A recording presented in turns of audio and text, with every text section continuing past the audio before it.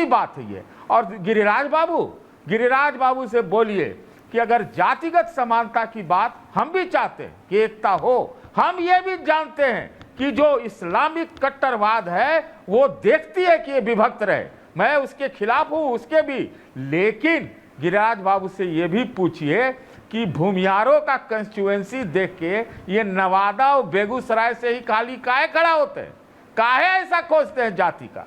तो ये फालतू की बातें हैं। अगर कोई आंदोलन चलाना है, मैं भी मानता हूं कि एकता होना चाहिए, लेकिन निरपेक्षता से तो एकता करो। सामाजिक आर्थिक ये जो सर्वे होते हैं, ये जो सर्वे होते हैं इधर, मैं इस तरह की चीजें अगर आप उसको, अगर आप एक बार मान लेता हूं मैं कि राहुल गांधी ये कहता है कि ये होना चाहिए, बहुत चीजें होनी चाहिए, 90% की लड़ाई लड़नी है, ठीक है, तो उसने तो कोई असमानता पैदा नहीं किया है, ये तो सदियों से चला आ रहा है और सदियों के वजह से इस भारत का बहुत ज्यादा नुकसान हुआ है। जितने भी आक्रांताएं आए हैं, चूंकि आप जातियों में विभक्त, वर्ण के आधार पर विभेद था, दलित की बस्ती उधर, फलाने की बस्ती उधर, ये उधर, इसके वजह से नुकसान हुआ है। तो भाई दो तरह से एकता होती है ना, एक तो जाति खत्म कर दो, नहीं तो और क्या कह रहे हैं इनके उसके नहीं तो सतीश जी, जातीय जनगणना कराने से क्या एकता आएगी?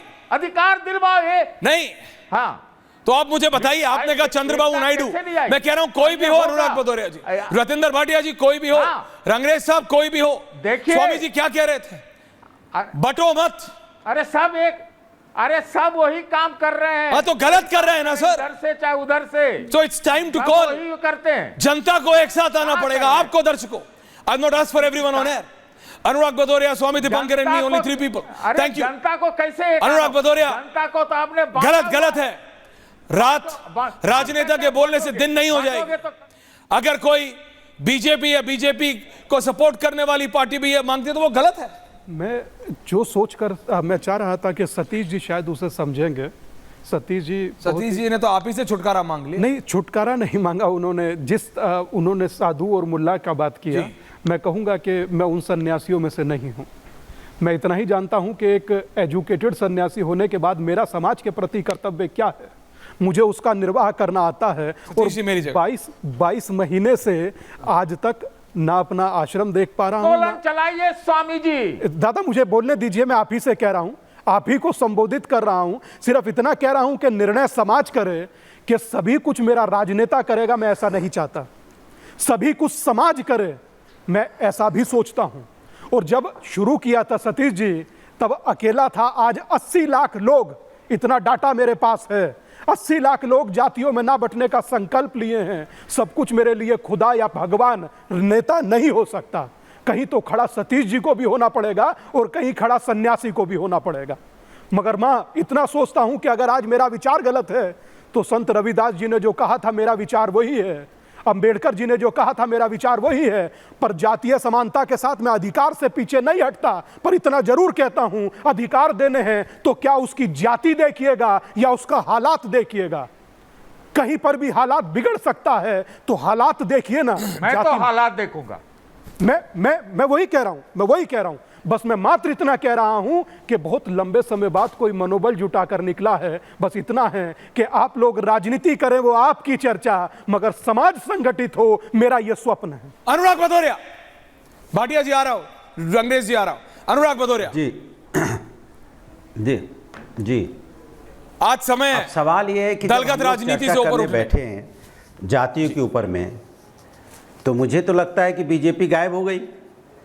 देश में तो सत्ता भारतीय जनता पार्टी की है, तो भारतीय जनता पार्टी के प्रवक्ता क्या, भारतीय जनता पार्टी की सोच भी मुझे पता चलनी चाहिए थी ना। यहाँ पे आपको नहीं पता, या हम लोग आपस में चर्चा करके तो कोई बात बनेगी नहीं ना।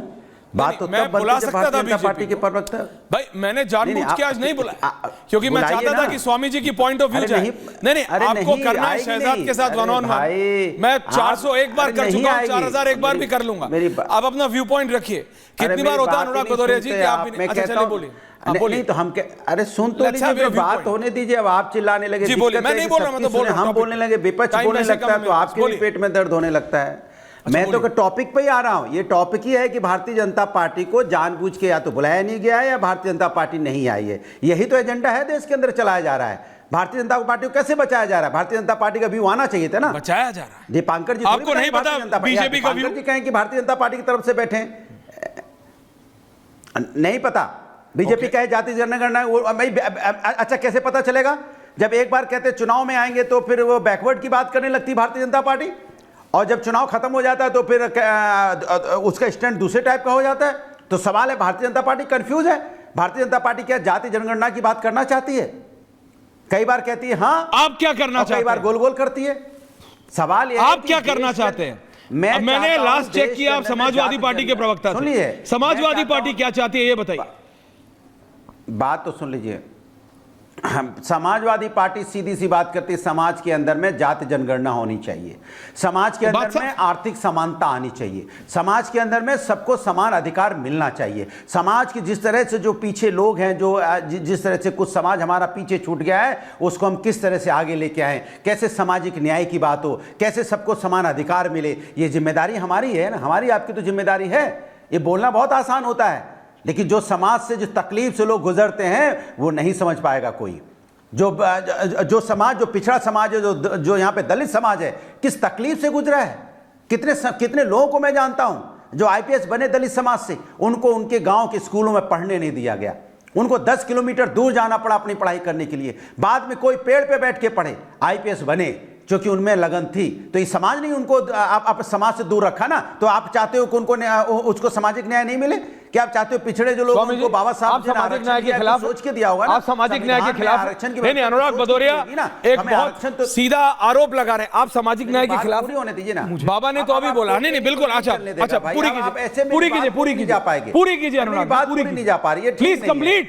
देखिए, हमने कहा सामाजिक न्याय की, बाबा साहब का आरक्षण, जो बाबा साहब ने संविधान में आरक्षण दिया, कुछ सोच के दिया होगा ना कि कुछ लोग पीछे, उनको आगे ले आना है। तो हम समाज के अंदर में लगातार पीडीए की बात क्यों कर रहे हैं? पिछड़ा, दलित, अल्पसंख्यक और पिछड़े अगड़े जो हैं, उन सबको, आदि आबादी, उनको हमें लेके आगे बढ़ाना है और समाज में सामाजिक न्याय की बात करनी है। एक बात। दूसरी बात, देखिए, बात करना आसान होता है क्योंकि बीजेपी नहीं है। जैसे हमारे सतीश जी ने कहा कि अपनी कॉन्स्टिट्यूंसी देख देख के लोग चुनाव लड़ रहे हैं। क्यों लड़ रहे हैं?